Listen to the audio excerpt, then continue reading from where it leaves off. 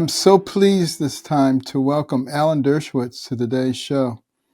He has been called America's most public Jewish defender, one of the most distinguished defenders of individual rights in our nation, and has written 40 books, both fiction and nonfiction, including 7 bestsellers. And he has a new book coming out called The War Against the Jews: How to End Hamas's Barbarism. Welcome, sir. Thanks for having me. You know, what did you think about the UN Secretary General Antonio Guterres saying after the October 7th attacks that it did not happen in a vacuum? Was he condoning terrorism? No, he was not condemning. He was condoning terrorism. Yeah, he was putting terrorism in the context of any other military activity. I like him. He's a nice man. He lives 4 blocks away from me. I see him on the street sometimes, and he's been one of the least anti-Semitic Secretary Generals of the UN. But he was just so off base here, and it certainly is interpreted as condoning and justifying and explaining anti-Semitism. There's no context. Terrorism, there's no context in which you can justify or explain rapes, beheadings, burning of children. What Secretary of State Blinken described today in his press conference, where he talked about a family being just murdered brutally, and there's a videotape of it from a security camera. This the idea that the Secretary General would say there's a context for this. Yeah, there's a context for Nazism. There's a context for lynchings. There's a context for murdering gays. There's a context for everything, but you don't put horrible events like that in a context that creates the suggestion that maybe it was justified. Absolutely. And well, what about students around the country, including at Harvard, where you're a professor emeritus? What's your reaction to their protests? I mean, did it surprise you? Well, they're not protests. These are justifications of terrorism. The 33 student groups at Harvard, the day after the massacre occurred, before Israel fired a single shot in response, basically said it was all the fault of Israel. Look, Harvard and other schools have a terrible history on this. In the 1930s, Harvard welcomed Nazi academics and diplomats to their campus, and they sent delegations from Harvard to Heidelberg University after it had fired all of its Jewish professors. Yale students wrote petitions in support of Nazism. And, the Ayatollah used students to come to power. Hitler used students to come to power. Stalin used students to come to power. There's no excuse just because you're a student. These are the modern day version of Hitler Youth. And I have to tell you, I'm going to use very strong terms, but if terrorism came to our shores, as director of the FBI said in his recent interview, when we're going to get terrorism here, emulating Hamas terrorism against Israel, what's going to happen is some of these students are going to join the terrorists. They're going to become terrorists. They're going to engage in killing Americans. Take, for example, this student that was at Harvard Law School who was a member of the Harvard Law Review. That's the highest honor you can get in law school. And these are and he was reportedly involved in harassing a Jewish student, and he was one of the people who signed onto that Harvard statement blaming it all on Israel.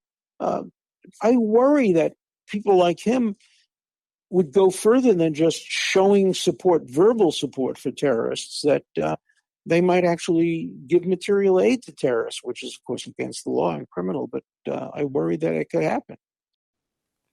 Well, obviously there are a lot of Americans who probably have some misconceptions about Israel and about Palestine. Well, what would you like to clear up for our audience? Well, the Palestinians could have had a state in 1937, 38, 1948, 1967, 1992, 2000, 2001, 2005, 2007, and most recently during the Trump administration. They've always said no. So the fact that there's no Palestinian state and that there's a continuing military occupation is all 100% the fault of the Palestinians. As Abi Ibn once said, the Palestinian leadership doesn't know how to take yes for an answer. There didn't have to be any occupation. Israel gave up the occupation of the Gaza in 2005. Not only did they take every living Israeli out of the Gaza, they even unburied their dead and took them out. There wasn't even a dead Israeli in the Gaza Strip. They could have turned the Gaza Strip into Singapore and the Mediterranean. Instead, they all enriched themselves. The leaders of Hamas are worth billions of dollars. They have them in bank accounts in Qatar. And they turned whatever money there was left into rockets. They deprived their own people of food, of medicine, of education. It is 100% the fault of Hamas. Even these deaths we see now, these tragic deaths of young children, it's Hamas's fault. They won't let the children and the parents go south where they'd be safe. They use them as human shields, and yet the world blames so much of this on Israel. There are some people who say, I'm not anti-Semitic, I'm just anti-Zion. Is there a difference? Well, for some there may be, but not for most of these people. And when you have signs at these demonstrations in favor of Hamas, Hamas has a charter that is anti-Semitic. It says Jews caused all the problems in the world, that we have to get rid of all the Jews in the Middle East. So if you're pro-Hamas, you can't not be an anti-Semite. Of course you're an anti-Semite if you're pro-Hamas. I mean, theoretically, you can imagine somebody who is very active in supporting the Jewish community, but doesn't believe in the concept of a Jewish state. But I have never met somebody who was anti-Zionist who was not also anti-Jewish. So, and you scratch an anti-Zionist deep enough, you find somebody who's anti-American, anti-Christian, anti the Judeo-Christian tradition. So I think it's a myth when people say, I'm not an anti-Semite, I'm not anti-Jewish, I'm just anti-Zionist. I think the vast, vast, vast majority of the people who participate in these pro-Hamas demonstrations are anti-Semites. Yeah, I think they're trying to assuage their conscience. But, I hear people saying Israel should respond proportionally. Yeah. How do you respond proportionally when somebody's trying to destroy you? Yeah. And I wonder if it would be reasonable to ask those who are opposing Israel, can you provide a solution that protects and preserves Israel? Yeah, there is a solution. It's just getting rid of Hamas, obviously. But look, did the United States respond proportionally to Pearl Harbor? Did the Jews respond proportionally to the Holocaust? What proportionality means in international law is if you're going after a very important military target, say a commander of Hamas, the guy who actually perpetrated these massacres on October 7th, if you're going after somebody that important, then the number of civilians that may die in the process of getting him have to be proportional to the value of the military target. Now, the military value of the military target there was very high, and the civilians who were killed were being used as human shields. And to give you just an example, a common example, let's assume I rob a bank, and the police come in, and I grab you as a hostage, and I'm shooting from behind you, and I'm killing people, and the police try to shoot me, the guy who's shooting, and instead they kill you, God forbid. Who's guilty of that murder? Obviously, the policeman's not guilty, even though his bullet killed you. It's the man holding you hostage who's guilty, and that's why Hamas is guilty of all of these deaths. They're the ones who are responsible. They're causing it. You would think that that some of our people, our leaders in Congress, would understand that and would have a good sense of the history. I think some of it stems from the fact that people are just ignorant. They don't know what's happened before, particularly those who deny that these things occurred, that Hamas didn't, burn babies and cut their heads off or any of this. Aren't they the same as the Holocaust deniers? It's a matter of degree, obviously, but the Yale Daily News was guilty of that. The editor of the Yale Daily News, who's a bigot and very, very anti-Israel, apparently censored an op-ed in the Yale Daily News that said that Hamas had beheaded and burned to death and slaughtered these kids, saying, no, there's no proof of that. There's proof, there's videotapes of it. There's videotapes of this, photographs of the dead bodies. You have the Secretary of State getting on television and describing some of these things. And the editor of the Yale Daily News, and that editor 5 years from now will be an editor at the New York Times. That's so troubling. It's no surprise that the media today is so biased, because they get their writers and their editors from the Harvard Crimson, which called for a boycott of Israel, and the Yale Daily, which censors anything that is not pro-Hamas. And so it's not surprising that our future leaders are going to endanger the future not only of Jews in America, but of Americans and of Christians, because the Hamas Iran people, they're as anti-Christian as they are anti-Semitic. Oh, absolutely. One is just a precursor to their further desires. But it's interesting, when you think about the fact that BLM has aligned itself with Hamas, particularly given the tremendous alignment of Jews with blacks during the civil rights movement. Yeah, no, I agree with you. I was part of that. I marched. I went down south in the 1960s.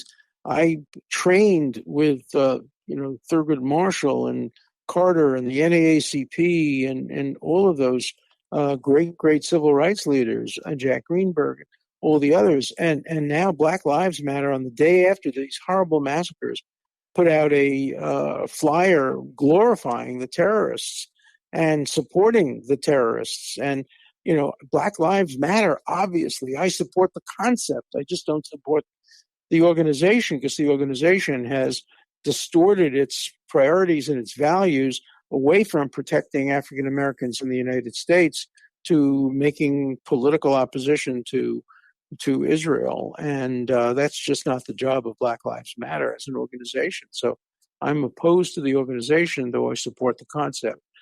Jewish lives matter, Muslim lives matter, all lives matter, and Black lives matter, and we have to make sure that they're valued. But it can't be at the expense of other lives. Absolutely. Well, doesn't it kind of point out the role of the media? Yeah. Because they were the ones who sort of pushed the ideal that if you said anything other than Black Lives Matter, that you were a racist. There's no doubt about that. And if you even mention the word meritocracy, you're a racist. And one of the reasons that I think so many people from the woke side are against Jews is that, Jews, like other people, have benefited from meritocracy. None of my parents were educated, none of my family. I was the first person to go to college. I had no money. I had no skills. But I made it on my merits, and I was first in my class in law school. That's the kind of meritocracy that America has stood for years, and that the woke culture hates. They want everything to be identity politics. They want you to get jobs based not on what you've done, but who you are. And that's just not the American way. And that's why I was very pleased when the Supreme Court of the United States finally outlawed race-based preferences or race-based lack of preferences. People have to make it on their own. And if you're discriminated against based on your race, if you personally are discriminated against, fine, that should count. But if you're the son or daughter of a very prominent person who was a minority, and you've had all the privileges in life, your race itself shouldn't count either for you or against you. That's what Martin Luther King wanted. That's colorblind equality, and that's what the woke culture despises. Well, the Marxists in this country seem to be pretty much set on dividing our population on the basis They've always of been race. that way. Marxists always want to divide the population. Yeah. Race, income, age, religion, political affiliation, gender, you name it, they're at it. And I don't know if the American people actually realize we're being manipulated into throwing away, the greatest country that ever existed by people who are envious of us and who want to change fundamentally who we are. And the best proof of how envious people are is everybody wants to come to America. And that's why we have problems at our border. People are not rushing to get into Russia or Lebanon or Egypt, but they're all dying to come to the United States, sometimes literally dying risking their lives to come here. And we are the greatest country in the history of the world. And so many of our people don't appreciate it. Absolutely. And, I've had a chance to visit 68 countries and have lived overseas. Wow, wow, And wow. I got to tell you, Yeah. this is an amazing place. And it certainly provided incredible opportunities for me. But I had a mother who would never accept excuses. And I think that made a big difference for both me and my brother. Yeah, oh yeah. No, I agree with you.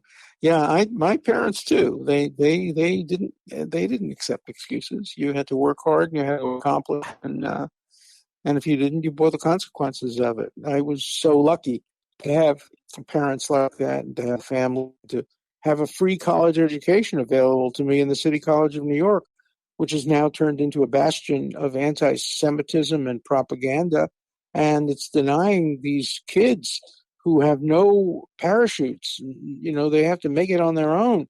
And these city colleges of New York and other colleges are denying these kids of every race and every background the opportunity to do what the two of us did. And that is, rise by our own hard work and our merits. And I think that's becoming, unfortunately, a thing of the past, and it will hurt America's greatness. Well, what do you think is responsible for what's happening on the college campuses? Well, on the college campuses, I know it's happening. And it was this building up of a bureaucracy at college campuses based on what's called diversity, equity, and inclusion (DEI). It's not diversity. It's people don't want diverse points of view. They don't want people like you. Right. They want people who, yes, are a racial minority, but who represent the views that they think racial minorities should have uniformly. It's the most insulting thing that you can say about minorities, that they ought to have the same view. So this diversity, equity, and inclusion bureaucracy has destroyed universities, turned them into propaganda mills. And students are rebelling, and donors are rebelling, and parents are rebelling. Why spend $70,000 to go to Harvard to be propagandized? So you know what the students are doing? They're taking it into their own hands. They're not majoring in political science or history, or they're majoring in science, technology, and STEM, science, technology, engineering, and math, because it's much harder to propagandize students in those objective subjects than it is in the more subjective subjects. And so schools are prioritizing differently than they used to. Liberal arts education is on the way out. No question. I mean, I used to do routinely 6 to 8 commencements a year. Now I'm down to about one. I'm down to none. I used to do, I would say, 10 to 12 a year. And I got 15 honorary degrees. I haven't gotten an honorary degree since I defended President Trump on the floor of the Senate. No university wants to hear me speak if I defended President Trump. I wonder what they would have done to John Adams after he defended the people in the Boston Massacre. People are so intolerant of different points of view today. That's absolutely true. Now, the response from college administrators has been very, very slow. Do you think it's because they agree with some of this nonsense, or do they have their finger in the air trying to see which way the wind is blowing? What's going on? I think it depends. I think some college administrators, particularly some of the ones who have most recently been selected as presidents, really agree with this woke progressive culture. They really agree with it. I think President Gay at Harvard is one of them. I think she honestly agrees with it. She's a nice person. I like her personally, but I don't think that her philosophy is the right one for this time and age. Others don't have any particular ideology or point of view. They just want to make sure that there's no controversy. So, as a friend of mine who was the president of a college once said, the one criteria that doesn't exist to be a president of a college is courage. If you have courage, don't become the president of a college. Look what happened to Larry Summers. He had Yeah, courage. He became president of Harvard and he got fired, basically, because he said something that was politically incorrect. right. Well, Peter Sullivan at Yale came out strongly in favor of Israel and against Palestine, but Well, he's terrific, Peter. I've known him for a long time, and I like him very much. And I wish other schools would do what he did. absolutely. Now, some of the people have advocated identifying the students who are involved in these particularly violent protests and disseminating their information to graduate schools, law schools, and employers. What do you think about that? I'm 100% in favor of that, as long as it's only their names. I don't want their home addresses. I don't want their sexual preferences. I don't want their relatives' names or where they live. I just want to know that this kid, Abraham, who is a Harvard Law Review student and who harassed a Jewish kid on campus, I want every law firm to know his name. And I want every law firm to be able to say to their clients, look, we're thinking about hiring this kid who harassed a Jewish person on campus. Do you want to be represented by somebody like that?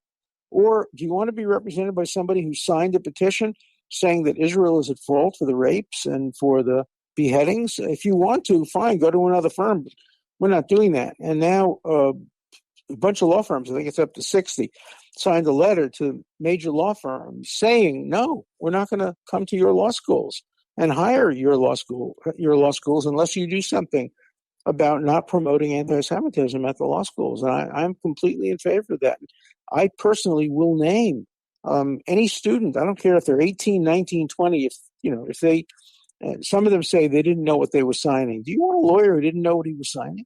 If they signed something that was plagiarized, they'd be thrown out of the school. There'd be no excuse. I didn't know that I was supporting rape, beheadings, and massacres and kidnappings. I didn't know that. Well, you should know it before you sign something like that. So I'm completely in favor of identifying these students by name and letting the law firms, let the judges who are going to hire them, let the government know who they are, so you know who you're hiring. That's part of the marketplace of ideas. And this is really sort of a worldwide phenomenon, the pro-Palestinian protest in Australia. Well, it's not pro-Palestinian. The Palestinians are destroyed by Hamas. It's pro-Hamas. I haven't seen a single demonstration that calls for a two-state solution. Right. They all want to support Hamas, do away with Israel, end Israel. So I don't think it's pro-Palestinian. I think it's anti-Semitic, anti-Israel, and pro-Hamas. Well, in the days after the October 7th attack, even in diverse places like Australia, they were saying gas the Jews and Ali Akbar at the Sydney Opera House.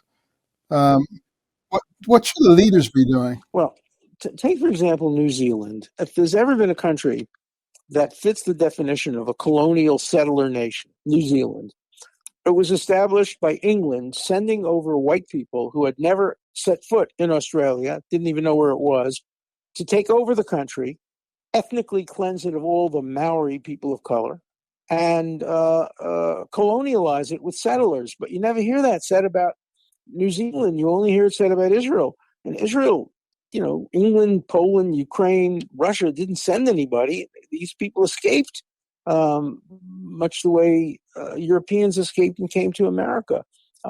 So the idea that Israel is a colonialist country and New Zealand is not, I just don't get it. The hypocrisy of New Zealand and Australia as well. Australia is populated by the descendants of English colonialist settlers.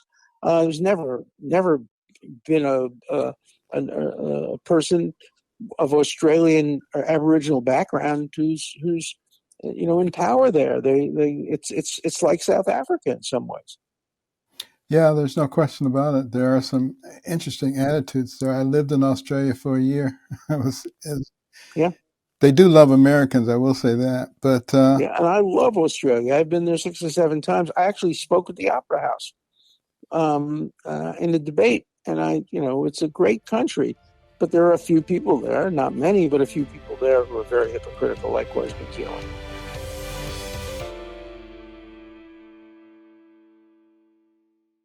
Professor, there are a lot of people who are calling for a ceasefire. UNICEF made a statement recently calling for a ceasefire, saying that children are being killed and injured, more than 400 a day in Gaza, and they want an immediate humanitarian ceasefire. Should we seek a ceasefire? Absolutely not. First of all, UNICEF is wrong about its data and its statistics. By children, they mean also 18-year-olds who are shooting rockets at Israel. They're not children. By women, they mean, women who were part of the terrorist attack on the 7th. So the number of actual civilians who are not active supporters of Hamas are a fraction of the numbers that UNICEF produces. But UNICEF has been anti-Israel since the very, very beginning. It's 50 years ago I stopped contributing to UNICEF because of that. Of course, there shouldn't be a ceasefire until Israel wins. It's an all-out war of evil against evil by good, and you don't give the enemy time to regroup or rearm. No ceasefire.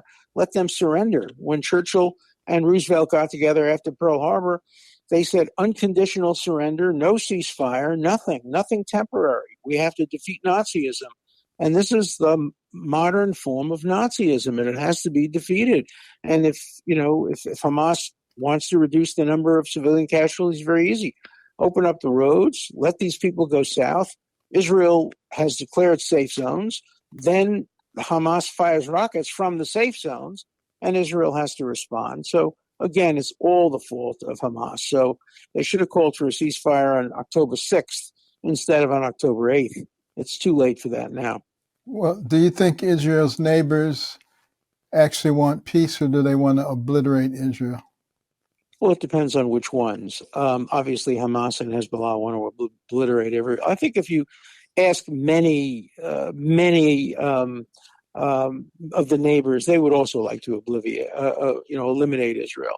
But Israel made peace with Jordan and with Egypt and with some of the Gulf states, and it was about to make peace with Saudi Arabia, which is why Iran put Hamas up to this attack to destroy any prospects of peace with Saudi Arabia. And thus far, they've succeeded because of the media and the international community putting the blame on Israel and make it harder for countries like Saudi Arabia to reach out and make peace. I mean, countries in the Middle East would benefit from peace with Israel, Israel's technology, Israel's economy, Israel's medical assistance, all of which can benefit the Arab world. But they have to be prepared to recognize and make peace. And it looked like Saudi Arabia is on the verge of doing it, and then this terrible thing occurred, which was obviously orchestrated by Iran. And I think the next step after Israel clears out Hamas, the next step has to be Israel, with the help of the United States, not military help, but logistical help, has to destroy Iran's nuclear reactor. You cannot allow Iran, which is today the worst country in the world, the most dangerous country in the world, to have a nuclear arsenal, because it will use it. Unlike North Korea, or unlike Pakistan, right. Iran will use its nuclear arsenal against Israel if it gets it. And therefore, Israel, with the help of the United States, has to destroy Iran's nuclear reactor. And there's a good reason for doing it, because Iran was behind this horrible terrorism.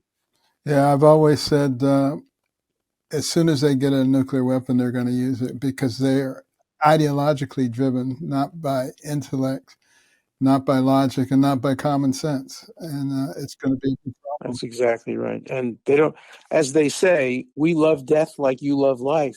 So even if it means 1 million Muslims will die, the former head of Iran said that if we bomb Israel, we'll kill 3 million Israelis.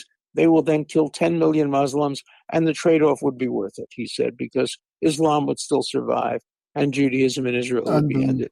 You can't let countries that have leaders expressing views like that to have nuclear weapons. You just can't do it. I agree. Now, is the ideal of a two-state solution dead now? No, I don't think it's dead. I think it's wounded. I think it's hard. I think with Hamas, it's impossible. With Hezbollah, it's impossible.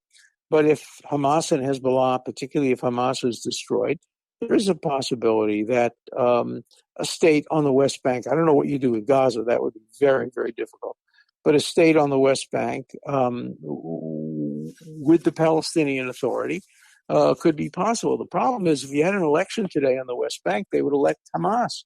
That's why there have been no elections in the last many years. Why Abbas rules without any electoral authority, because he knows he would lose in an election. Hamas is very popular on the West Bank and in Gaza. And so when President Biden says this is not a war between Israel and the Palestinian people, he's wrong. the vast majority of the Palestinian people in Gaza and on the West Bank support Hamas and support them materially and support them economically and support them militarily. So this is a war, just like it was a war between the German people and America. Not every German supported Hitler, but enough of them did. So it was a war between our two countries and our two cultures. And that's the same with the Palestinians. It is a war between the Palestinian people and Israel, with some exceptions. Well, this conflict, it has its roots hundreds, if not thousands of years ago. I mean, you can go all the way back to Isaac and Ishmael and Egypt and Jacob and Esau. Do you think it will ever be resolved? I do. I think it will be resolved. I think it was very close to being resolved with the Saudis, and then the Iranians decided they did not want peace. If the world wants peace, it needs a strong Israel, an Israel capable of defeating all of its enemies. The only way peace will come is through a strong, strong Israel. And asking Israel to sacrifice its military and technological advantages by a ceasefire is a guarantee that there'll be more civilian casualties, more deaths. You want peace, you need a strong Israel. Absolutely.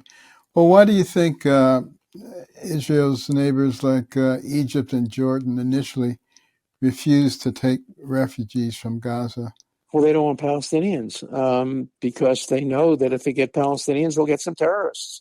Look, Israel took in 15,000 workers from Gaza, and it now turns out that some of them were spies and were giving information about where families lived and where the vulnerabilities were of Israel. So I don't think Israel will ever take another Gaza worker now. They have, and the workers from Gaza were making lots of money, were doing very well and bringing money back to their families, but they destroyed any possibility of continuing to work in Israel because no Israeli will want to work with somebody who might be a spy for Hamas.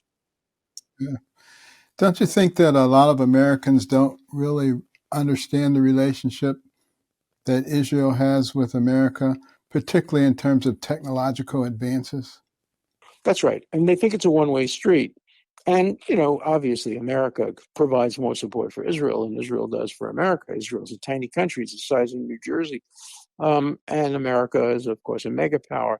But, Israel helped develop the Iron Dome. It helped develop computer technology. It helped develop so many things that have benefited all Americans. It helped develop many cures for illnesses. No country in the history of the world has ever contributed as much to the world in the first 75 years of its existence than Israel has done. And the world should be thankful to it. Instead, they discriminate against it. Yeah, it's pretty amazing. The benefit of our relationship has been tremendous, and it's a small sacrifice, I think, for us to offer our support in that situation like that.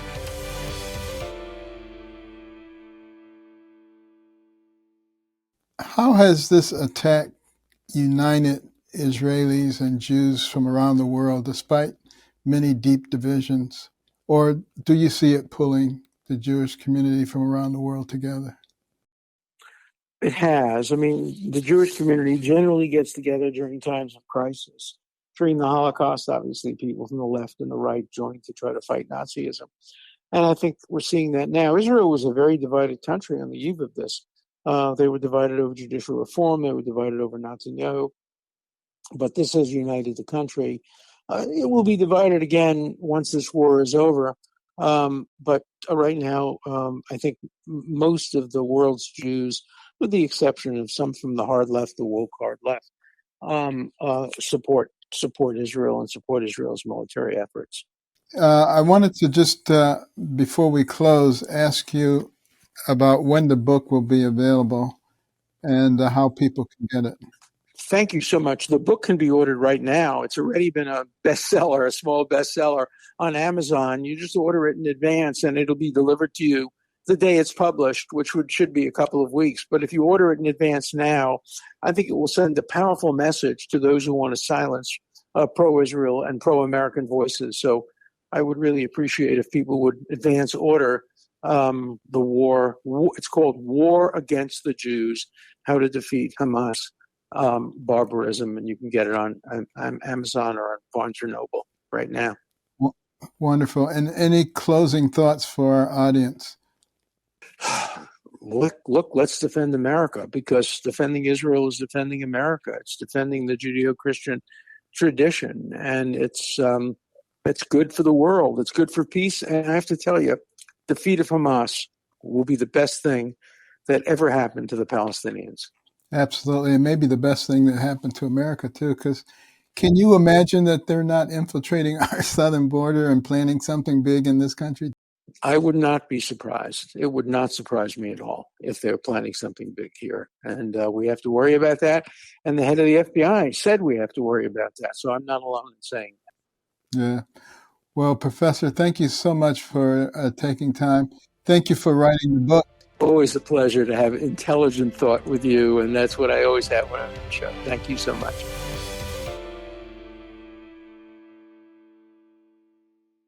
Well, I hope you found that discussion with Alan Dershowitz enlightening. There's so many things, just brutal things going on in our society today. It seems like we're being bombarded with evil everywhere. And it's a time when we need moral and spiritual strength if we're going to prevail. Otherwise, we will just be carried away by evil influences. It's time for us to love each other.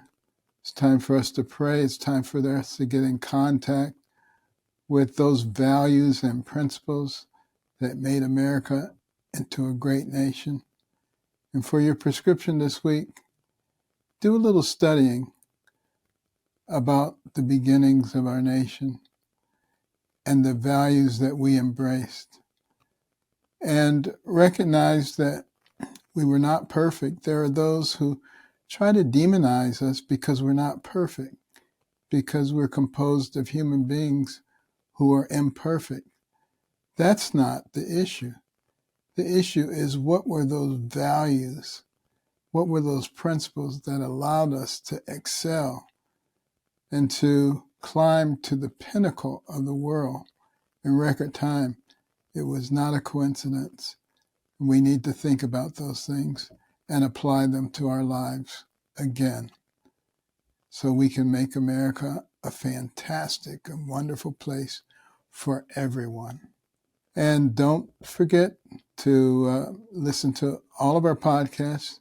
You can get them on Spotify, Stitcher, Apple Podcasts, wherever you get your podcasts, it's there. You can go to AmericanCornerstone.org and access them there as well.